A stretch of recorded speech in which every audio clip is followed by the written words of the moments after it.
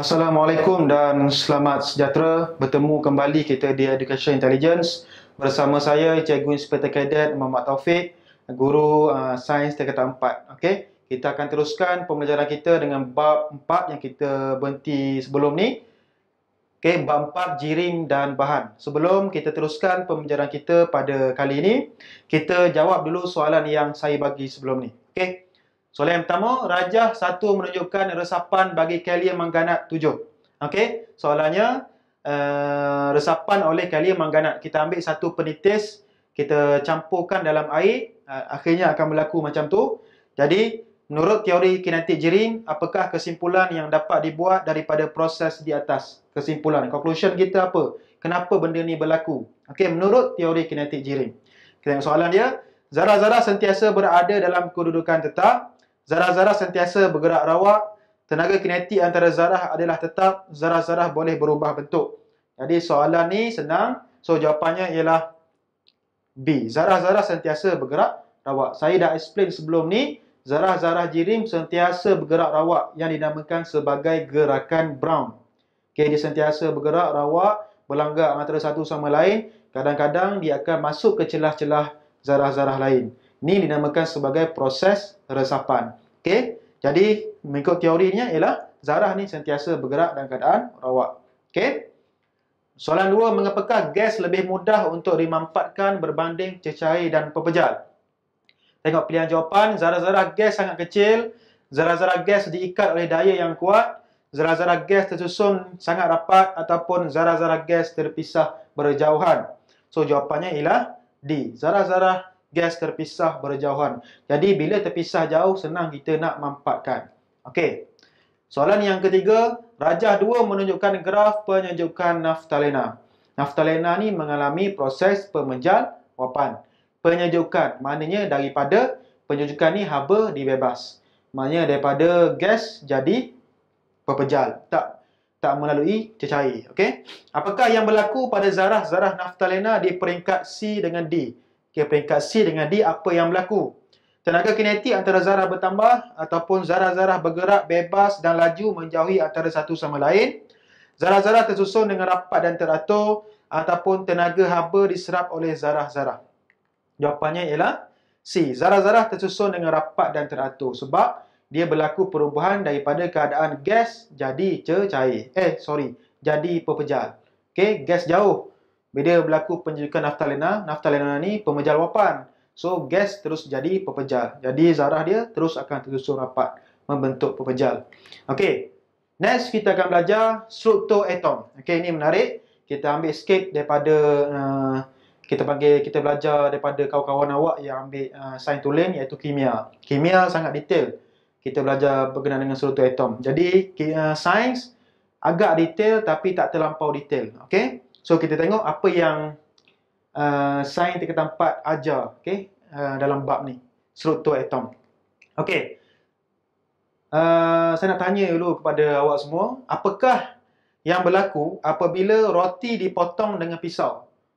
Roti kita potong ke pisau, roti terbelah lah. Tu senang, tu budak tadika boleh jawab. Soalan yang lagi hebat, apakah yang akan terjadi apabila roti dipotong secara berterusan, non-stop? Potong roti tu, last kali roti jadi apa? Jadi sangat-sangat kecil. Ini dinamakan sebagai teori atom tadi tu. Jadi, semua jirim terdiri daripada zarah-zarah yang halus dan seni.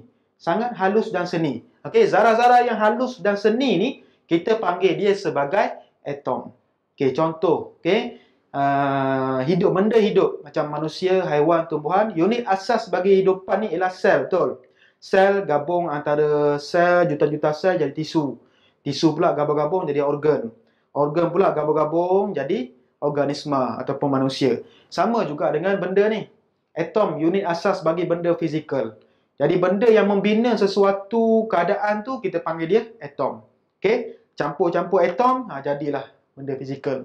Okey, jadi atom dia ada zarah subatom nama dia.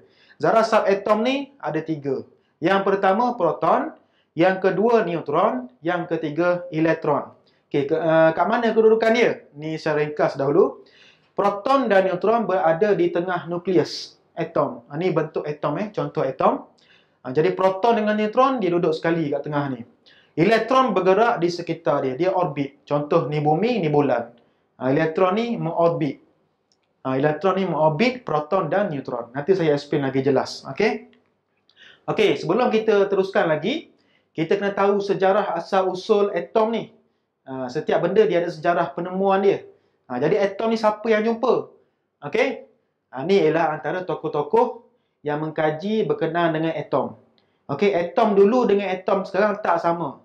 Okey, dia berlaku penyelidikan berterusan lama beratus-ratus tahun sebab mungkin teknologi dulu tak sehandal teknologi sekarang. Okey, jadi tokoh-tokoh ni lah yang terlibat dalam penemuan atom. Okey. Ernest Rutherford, nanti kita bincang dia jumpa apa. Niels Bohr jumpa apa. Leucippus, ni paling lama lah. Ni zaman Yunani ke apa ni, lama sangat ni. Leucippus ni dia jumpa apa. John Thomson jumpa apa. James Chadwick, John Dalton, ni tokoh-tokoh yang terlibat dalam penemuan atom-atom. Dia bukan jumpa melalui mimpi. Dia buat kajian, okey, eksperimen. Eksperimen bukan sekali, mungkin beribu-ribu kali. Itu susahnya seorang saintis. Okey.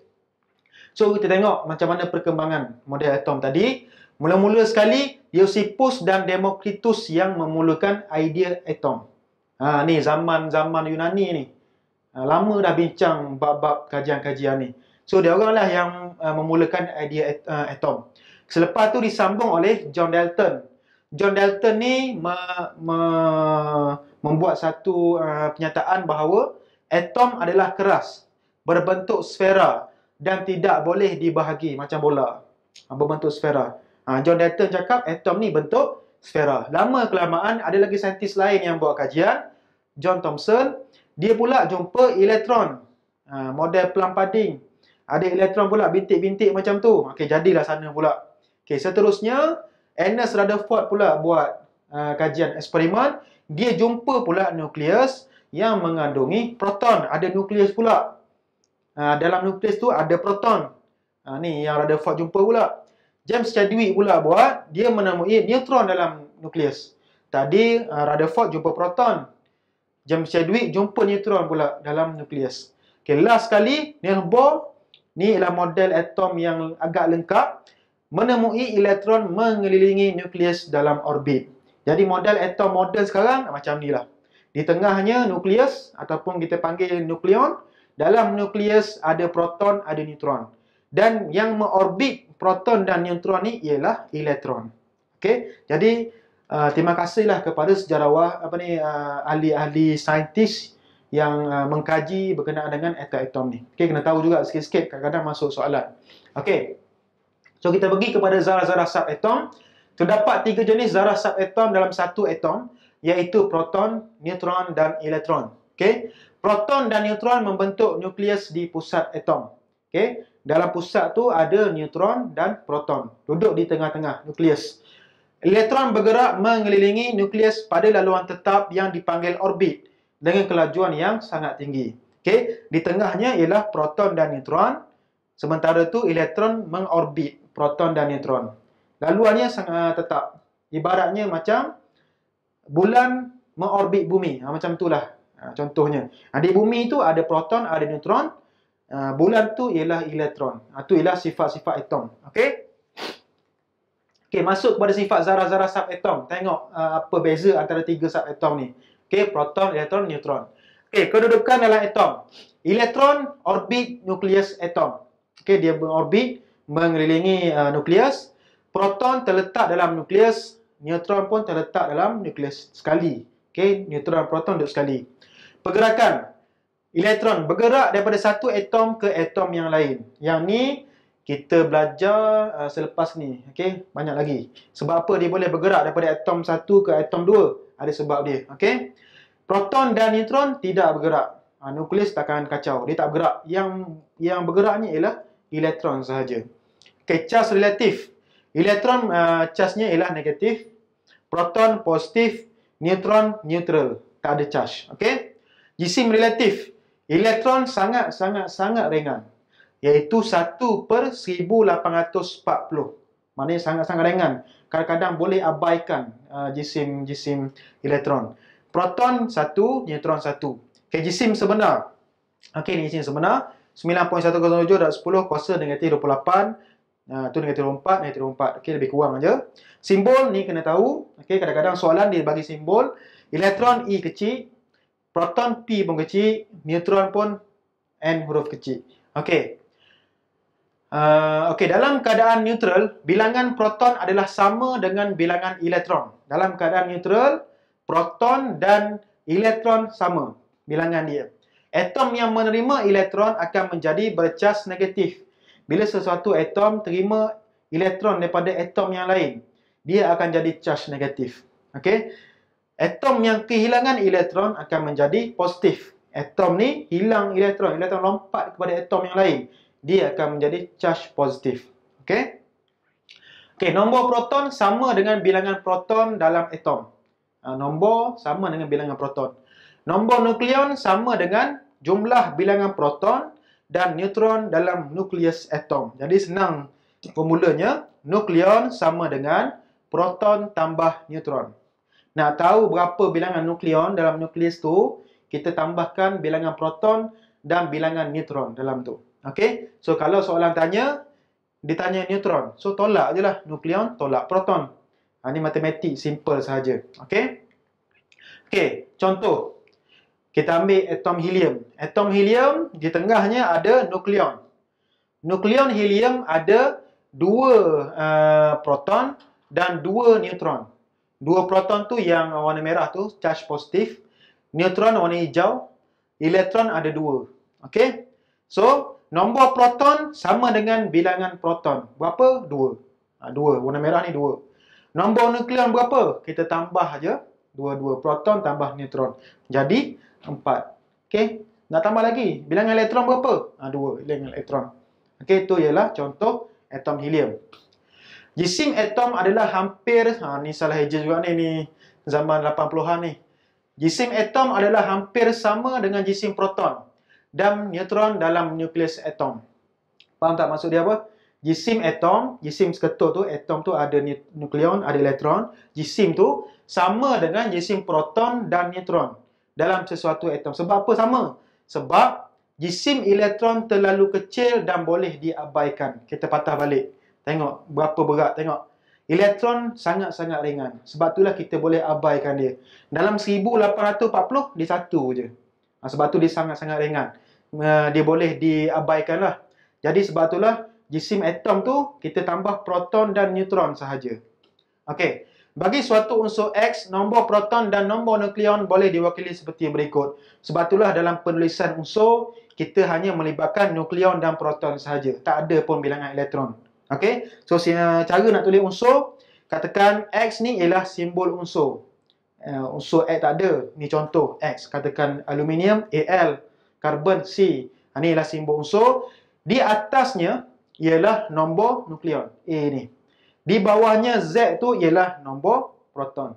Okey, dalam jadual berkala yang kita akan belajar selepas ni, semuanya macam ni ditulis. Nanti kita tengok. Okey.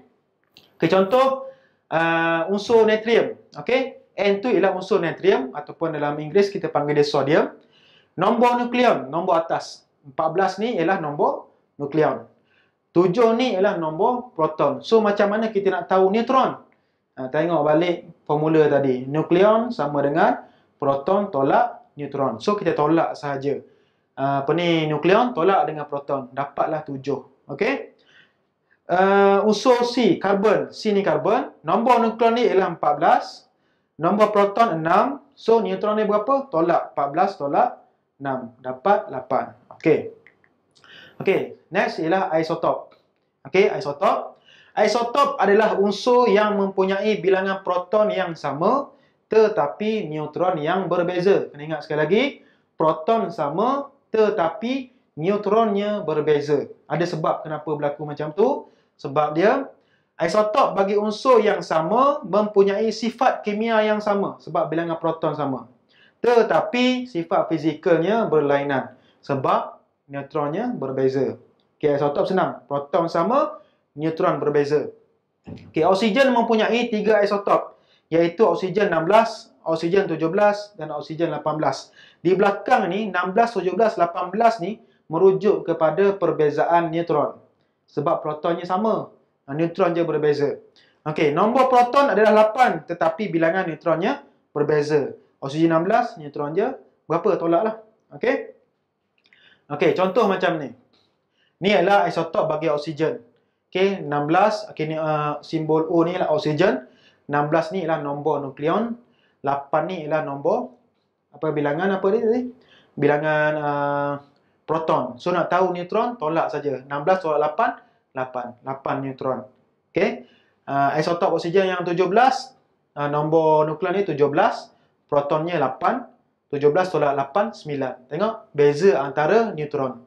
Tapi proton tetap sama. Ni ialah isotop. Contoh lagi ialah natrium, sodium. Okay? Natrium 14 dengan natrium 15. Okay? Beza juga. Okay?